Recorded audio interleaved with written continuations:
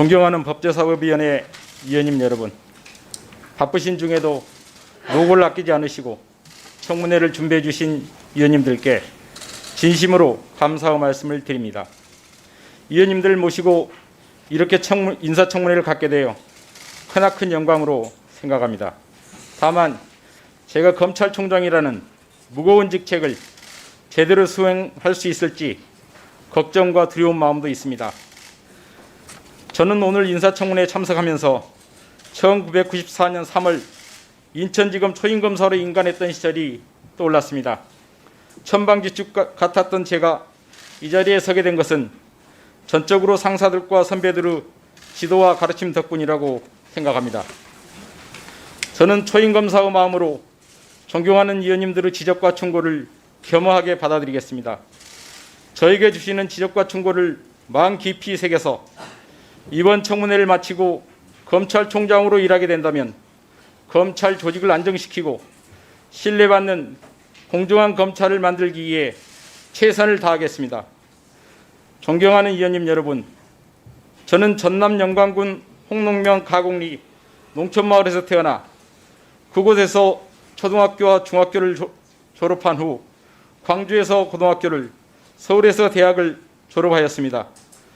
사법시험에 합격하여 사법연수원을 수료한 후 강원도 화천에 있는 전방사단에서 3년간 군법무관으로 복무하였고 1991년 결혼 후 18년 동안 무주택자로 지내다가 2009년 현재 살고 있는 집을 분양받아 10년 넘게 살고 있습니다. 군 복무를 마친 후 24년은 검사로, 나머지 1년 10개월은 법무부 차관으로 재직하였습니다. 검사 시절을 돌이켜보면 국민을 위해 최선을 다하려고 노력하였고 지금도 저의 자긍심과 정체성의 원천입니다. 평검사로서 안기부장 등이 대선에 관여한 소위 북풍 사건, 검찰의 아픈 과거인 서울지검 피의자 독직폭행 사망 사건 등 수사에 참여하였고 주가조작 사건을 적발해 수사하고 자치단체장에게 제3자 뇌물수수 혐의를 적용하는 선례를 남기기도 하였습니다. 초대 대검 과학수사부장으로 재직하며 디지털 포렌식 수사를 체계화하고 대검 포렌식센터 운영 규정을 제정하는 등 검찰의 과학수사 기반을 마련하였습니다. 서울 북부지검장 재직 시 경찰 사건이 검찰에 송치되면 문자로 피의자에게 알려주는 송치사건 접수 피의자 통지 제도를 마련한 것과 법무연수원장으로서 신임검사 교육과정을 통합하고 법무검찰 교육제도를 체계화시킨 것은 매우 보람있는 일이었습니다. 법무부 차관으로 부임하여 형사사법제도 개혁 입법 과정에 참여하고 주민들의 갈등으로 표류하던 거창구치소 이전 문제를 주민투표 존중 등 적극적 중재로 해결하였으며 전자감독 조건부 보석제도를 도입하고 코로나19에 대한 법무부의 신속 대응 체계를 구축하여 감염병 확산 방지를 위해 노력하였습니다. 이후 법무부 차관을 마치고 공직에서 벗어나 8개월 동안 변호사로 일하면서 국민들의 애환을 가까이서 경험하는 소중한 시간도 가질 수 있었습니다. 존경하는 위원님 여러분, 전임 총장께서 임기를 마치셨다면 이미 공직을 퇴임한 제가 훌륭한 후배들을 제쳐두고 이 자리에 서지는 않았을 것입니다. 몇 분 검찰총장들의 선례가 있기는 하지만 그분들에 비해 인품과 능력 모두 부족합니다.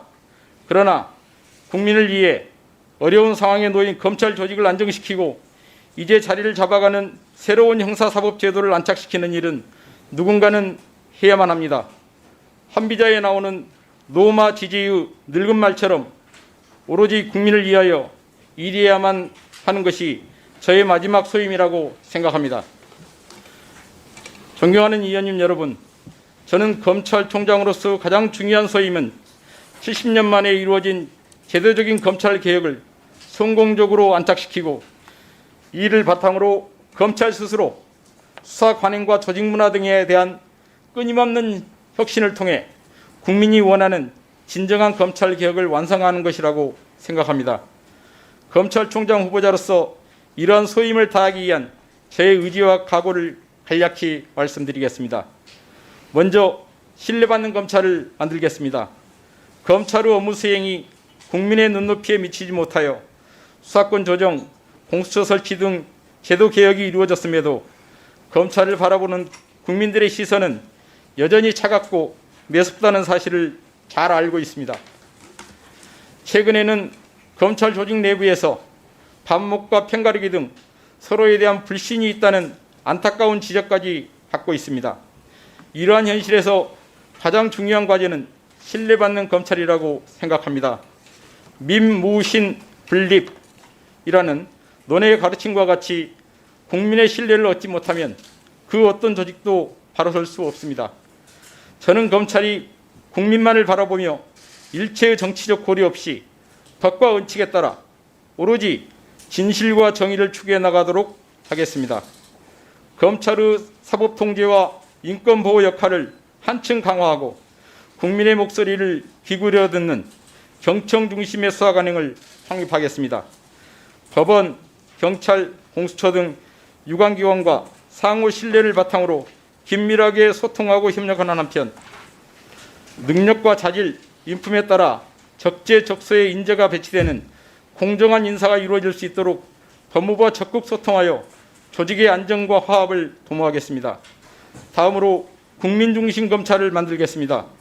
국민이 아닌 조직 편의적인 관행과 논리로 업무를 수행해왔다는 지적을 겸허하게 받아들이고 검찰의 모든 업무 수행에서 국민과 인권을 중심에 두도록 하겠습니다. 수많은 어려움 속에서 마련된 새로운 형사사법 제도를 조속히 안착시켜 국민의 불편을 덜어드리고 국가의 반부패 대응 역량도 반드시 유지될 수 있도록 하겠습니다. 그동안 검찰이 숲을 바라보는 것에 치중하였다면 앞으로는 숲을 이루는 나무 한 그루 한 그루를 세심하게 살피듯 개별 사건에서 개개인의 억울함을 해결하는 데 최선을 다하겠습니다. 국민들의 실생활과 직접 관련된 민생범죄 대응에 검찰의 역량을 집중시키고 아동, 장애인 등 사회적 약자와 범죄 피해자를 더욱 두텁게 보호하겠습니다. 마지막으로 공정한 검찰을 만들겠습니다. 저는 검찰의 업무 수행과 관련하여 공정성 논란이 계속되는 현실을 직시하고 있습니다. 특히 다가오는 대선과 지방선거를 앞두고 그러한 논란이 가중될 우려도 있다고 생각합니다. 저는 검찰이 정치, 경제, 사회적 능력과 신분에 관계없이 헌법 정신에 따라 동일한 법과 잣대로 공정하고 형평성 있게 업무를 수행하되 개별 사건에서 구체적 정의 역시 소홀히 하지 않도록 유념하겠습니다. 일선의 자율과 책임을 부여하여 검찰 구성원들이 오로지 법과 원칙에 따라 공정하게 업무를 수행할 수 있도록 하겠습니다. 수사 결과뿐만 아니라 수사 착수부터 수사 종료에 이르기까지 수사 전 과정에서 공정성을 확립하겠습니다. 이를 위해 수사 기록 및 관련 정보 공개를 확대하는 등 검찰 업무 투명성은 더욱 높이겠습니다. 존경하는 위원님 여러분, 저는 어려운 상황에 처한 검찰을 이끌어가기에 부족한 점이 많이 있습니다. 그러나 신뢰받는 검찰을 만들겠다는 의지, 국민을 위해 최선을 다하겠다는 마음은 누구보다 간절합니다. 팀보다 위대한 선수는 없습니다. 저 혼자가 아니라 검찰 구성원들과 소통하고 뜻을 모아 원팀으로 함께한다면 국민의 신뢰를 받는 공정한 검찰을 반드시 이룰 수 있을 것입니다.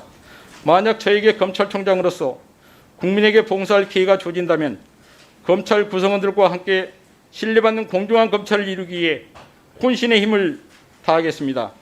오늘 청문회는 저의 지난 삶을 되돌아보는 자리이자 검찰의 미래를 위해 국민의 대표이신 위원님들의 소중한 가르침을 받는 기회라고 생각합니다. 위원님 여러분들의 질의에 최선을 다해 진솔하게 답변 드릴 것을 다시 한번 약속드리며 검찰 발전을 위한 위원님들의 애정어린 지적과 비판을 부탁드립니다. 감사합니다. 예, 수고하셨습니다.